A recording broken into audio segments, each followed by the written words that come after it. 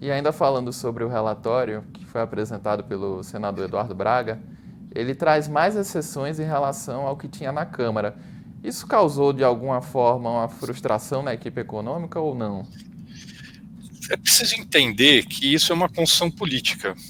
Obviamente, a equipe econômica, quanto menos exceções tiver, melhor. A gente tem falado isso desde o começo da discussão da reforma tributária no Congresso. O ideal seria não ter absolutamente nenhuma exceção. Por outro lado, é preciso entender que essa é uma construção política.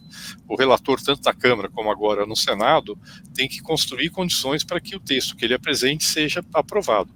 Desse ponto de vista, a nossa avaliação é que o resultado do trabalho do senador Eduardo Braga foi muito positivo. Ele, de fato, trouxe algumas novas exceções que não estavam no texto da Câmara, mas, em contrapartida, ele fez mudanças que mitigam um pouco o efeito de exceções que haviam sido aprovadas pela Câmara.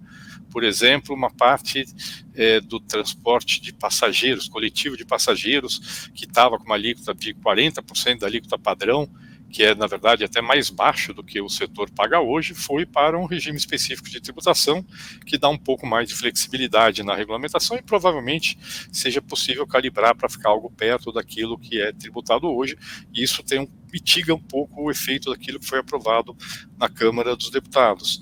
E o senador Eduardo Braga introduziu a previsão de revisão a cada 5 anos desses regimes favorecidos de tributação, que é muito positivo, que vai permitir que você possa avaliar se está funcionando ou não esses regimes favorecidos de tributação que foram aprovados pelo Congresso, foram aprovados não, que estão sendo aprovados pelo Congresso Nacional.